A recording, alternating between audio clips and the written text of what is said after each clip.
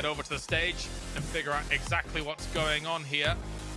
As a prize is being handed to third place. Rico Infinity team will be taking the third by the looks of things. So congratulations to them. However, I think overall, despite getting the third place, Max, I think they were probably aiming for a little bit more considering the form they were in looked fantastic. I mean, especially considering how aggressive this team is when they have a strong position. 108 kills, kill leader of the entirety of these 16 teams, totaling 181 points total.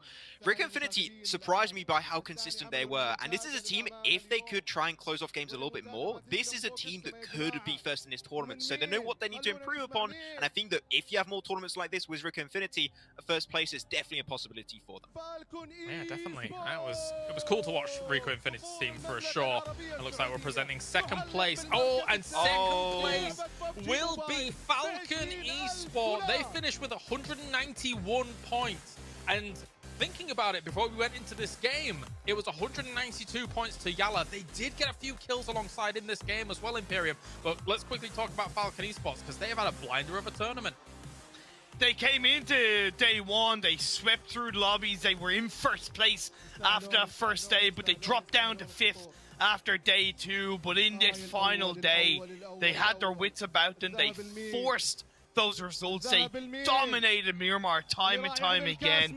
Just unfortunately, they stayed a little bit too heavy on the kills in the final game and only finished second.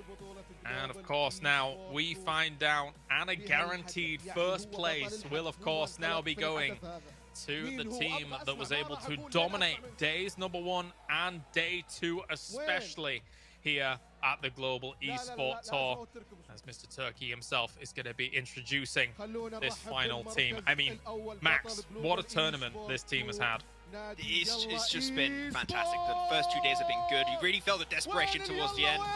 But there we go, a $25,000 game at the end against a $45,000 to close it off. It's none other than Yalla Esports. People are rushing the stage as well here. Yalla Esports is the champion here of the Global Esports Tour.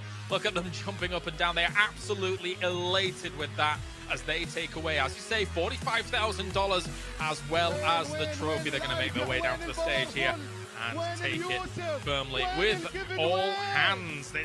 It's been an up and down for the Imperium. We've watched as, you know, they've had themselves wins. They even had themselves a disagreement during all of this. What a journey it's been for Yalla Esports. It's been full of emotions. They've been riding the waves. They came into day 3 with a massive cushion, and it wasn't the prettiest of finishes. But at the end of the day, they got the job done. Yalla are an org built on live events, built on success. Across the years they've competed in PUBG Mobile, and it's culminated to this fantastic first place in the first PUBG Mobile LAN in quite some time. Very much a deserved victory. That's right. And of course here, as we continue things on, Yalla becoming the champions. They will be presented the trophy by Prince Faisal, the chairman of the Saudi Esports Federation, and also is absolutely fantastic what they've been able to put up throughout these days. It was looking shaky, admittedly, in this day here, Max.